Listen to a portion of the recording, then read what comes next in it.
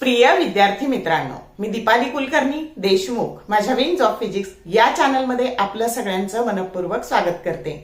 तर आपली 11 एप्रिल 2026 पासून सीईटीची फर्स्ट अटेम्प्टची परीक्षा सुरू झालेली आहे आणि खूप सारे प्रश्न हे रिपीट होतात। मग आता तुम्हाला पुढच्या येणाऱ्या शिफ्टसाठी किंवा तुमचा जो सेकंड अटेम्प्ट आहे त्याच्यासाठी तुम्हाला कळावं की कशा प्रकारचे प्रश्न विचारले जातात, कोणत्या कन्सेप्टवर किंवा कोणत्या टॉपिकवर आपल्याला भर द्यायला हवा। कारण एवढ्या सगळ्या प्रचंड अभ्यासातून आपल्याला जर निश्चित दिशा मिळाली की काय नेमकं करायचंय हे जर कळलं, कसे प्रश्न विचारले जातात ही जर कल्पना आली तर आपल्याला अभ्यास करणं सोपं होतं, आपल्याला अभ्यासाला एक निश्चित अशी दिशा मिळते। आणि म्हणून जसे जसे मुलांकडून मला प्रश्न येतील तसा तसा मी एका व्हिडिओत एकच प्रश्न अशी सिरीज बनवते आहे 2026च्या प्रश्नांची। तर मला खात्री आहे त्याचा तुम्हाला निश्चित उपयोग होईल। तर वेळ न घालवता आपण बघूयात पहिला प्रश्न। एका व्हिडिओत एकच प्रश्न असणार आहे, तर मग त्याला जसा वेळ लागेल 2 मिनिटं 3 मिनिटं जसा वेळ लागेल तसं।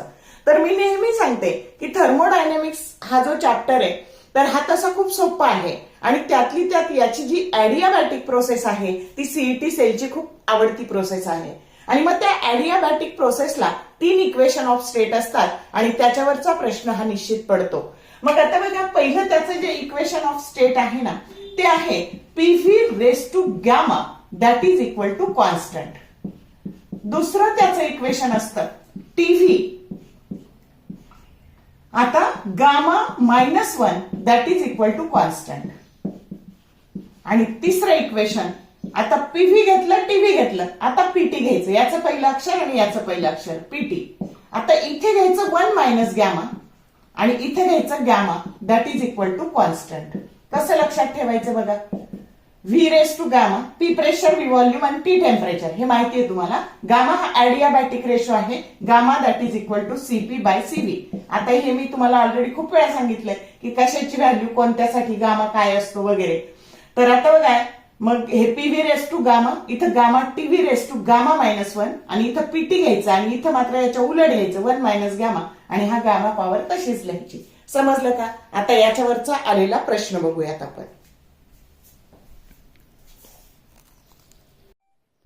प्रश्न असा आहे बघा, a gas is having gamma that is equal to 5/2 and volume 360 cc cubic centimeter is suddenly compressed to 90 cc. If the initial pressure of the gas is P, then the final pressure will be option A P/4, B 8P, C 16P and D 32P. तर आता बघा, आपला हा जो gas आहे ना हा compressed झालेला आहे, सडनली कंप्रेस्ड। म्हणजे इनिशियलला काय होतं तर याचं जे प्रेशर होतं P1 त्याला P म्हटलेलं आहे आणि याचा जो व्हॉल्यूम होता हा 360 क्युबिक सेंटीमीटर दिलेला आहे। आता या गॅसला कंप्रेस केलेला आहे आणि त्याचं व्हॉल्यूम 90 cc दिलेलं आहे आणि प्रेशर P2 काढायचं आहे। प्रश्न कळला का? आता P आणि V याला रिलेट करणारे इक्वेशन असतं PV raise to gamma that is equal to constant. मग हे इक्वेशन झालं P1 V1 raise to gamma that is equal to P2 V2 raise to gamma. काढायचंय काय P2, मग P2 बरोबर आता हे P1 तसेच राहिले इथे आणि इथे V1/V2 रेस टू गामा झाले। आता ह्या P1 ला P म्हटलेला आहे, V1 360, आता इथं कन्वर्ट करायची गरज नाही कारण इथं कॅन्सल होणार आहे, 360/90 आणि तुमचा जो गामा आहे तो गामा तुम्हाला 5/2 दिलेला आहे।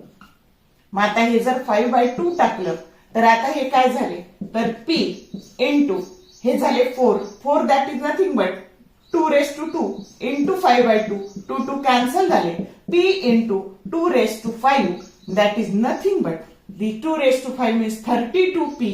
तर फायनल प्रेशर तुमचं झालेलं आहे 32P, की जो करेक्ट ऑप्शन काय आहे डी आहे।